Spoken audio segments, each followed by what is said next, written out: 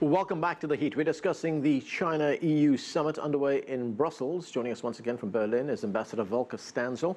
He's currently a member of the European Council on Foreign Relations. Also with us from Paris is Cui Hongjian. He's a senior research fellow with the China Institute of International Studies.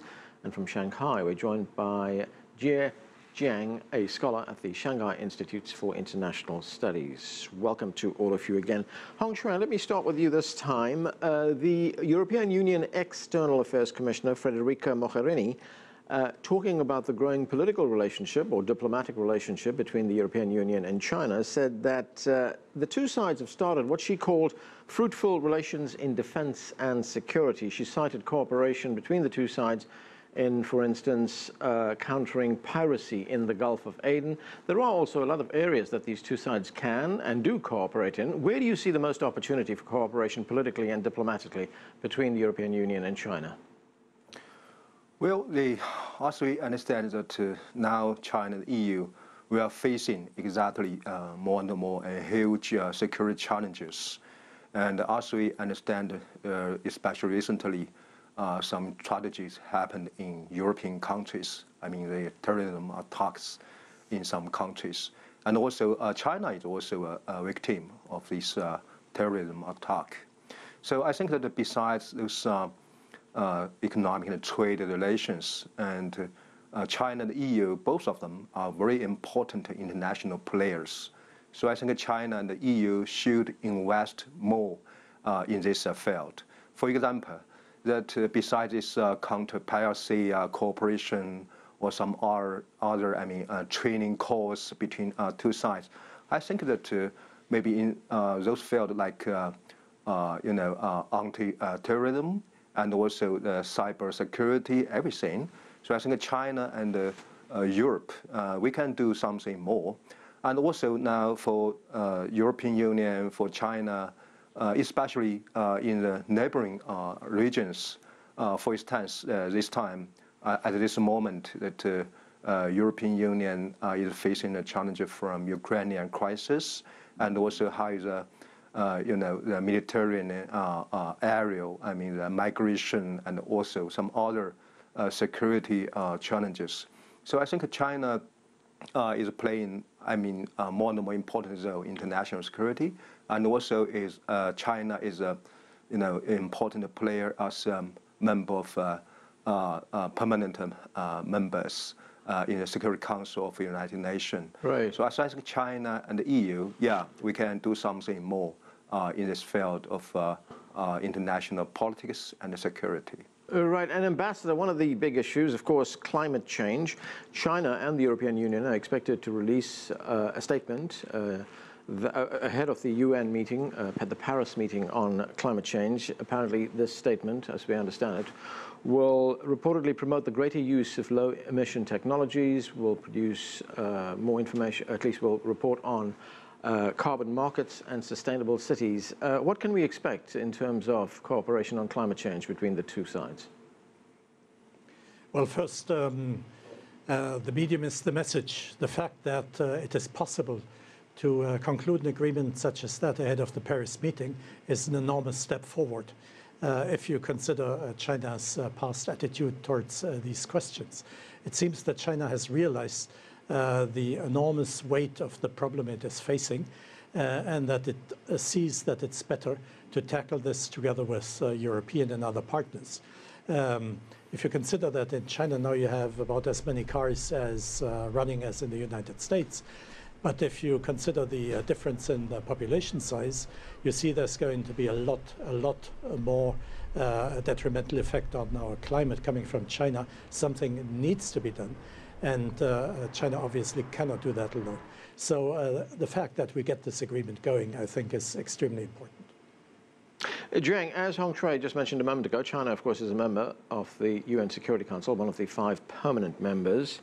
What about China's role in some of the issues that the UN has been trying to work on over the last few years, especially Iran? Can China play a role in that? Can China play the role of honest broker, given that there's such a high level of mistrust between the two main protagonists, the United States and Iran?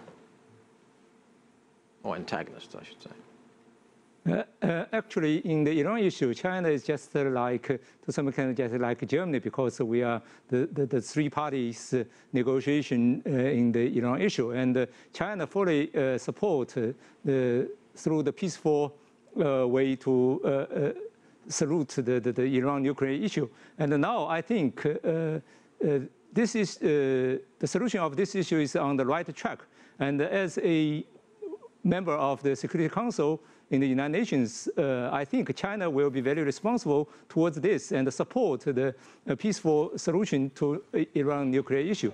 And also, as well as like the Korean nuclear issue, so on and so forth. I do think that China is a very responsible one. And in both cases, I think, specifically the Iran nuclear issue, China can cooperate quite well with member states of European Union, specifically like Germany, UK, and France. Hong Chuang, I was looking at a report that was released by the Reuters news agency, and it said that China is now testing U.S. dominance in Latin America, offering the region, Latin America, something like $250 billion in investment over the next decade. Chinese companies, as we know, are also pouring a lot of money into Africa. Are we seeing this as a strategy that's now being extended to Europe? Yeah, exactly. Before I touch this issue, I would like to have some comments on this issue for climate change shortly. As we understand, if we touch the issue for climate change, maybe we have to look back to the history, I mean, the Copenhagen summit for this climate change issue. As we understand, at that time, European Union a little bit angry about this so-called G2 between China and the United States to get some deal on this issue. But I think that I agree with the ambassador that China is serious about this issue, and now China has realized how it is important once it wants to achieve sustainable development. So China now it deals with energy, climate change, and also the environment protection issue seriously. So this time I think that before Premier Li visited Brussels, China and the United States got another deal on this issue. I think. Because this time the climate change summit will take place in Paris. So European Union, I think it will want to play a leading role in this issue again.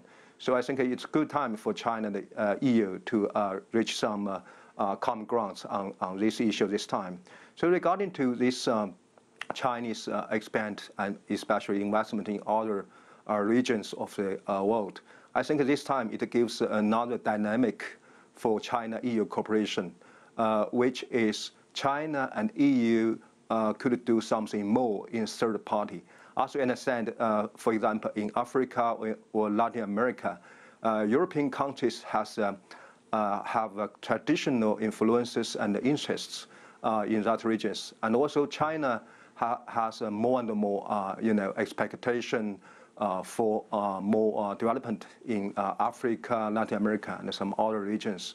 So I think it will give a very, very good opportunity for China and EU to have some more cooperation. For example, China could invest more and to connect with this technology from European countries, and both two sides could build up some joint ventures to establish some companies in Africa or Latin America to create more and more opportunities and also employment for local people. Okay, that's where we have to leave it.